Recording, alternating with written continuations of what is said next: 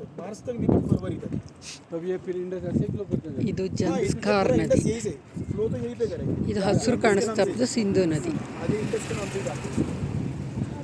ಈ ಸಿಂಧೂ ನದಿ ಬಂದು ಜನ್ಸ್ಕಾರ್ ಹೆಳ ನದಿಗೆ जिप लाइन. ಸೇರೋದು. ಇದಕ್ಕೆ ಎರಡೂ ಸೇರಿ ಮತ್ತೆ ಮುಂದೆ ಹರಿತಾ ಸಿಂಧೂದಲ್ಲೇ ಲೀನ ಆಗ್ತು ಜನ್ಸ್ಕಾರ್ ನದಿ. ಇಲ್ಲಿಂದ ಮುಂದೆ ಅದು ಪಾಕಿಸ್ತಾನಕ್ಕೆ ಹೋಗ್ತು ಸಿಂಧೂ. ಸಿಂಧೂ ಮತ್ತು ಜನ್ಸ್ಕಾರ್ ನದಿ ಸಂಗಮ.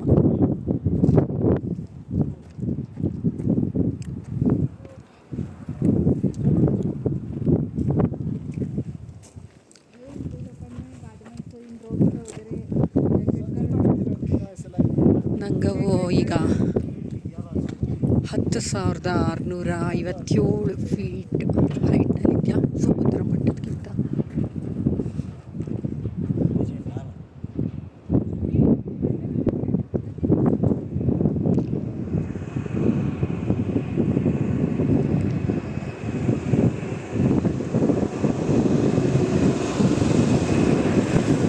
ಈ ರೋಡ್ಸ್ ಎಲ್ಲ ಇವು ಒಂದೊಂದು ಪ್ರಾಜೆಕ್ಟ್ ಹೇಳಿ ಹೆಸರಿಟ್ಕೊಂಡು ಅವೇ ಮಾಡ್ಕತ್ವಲ್ಲ.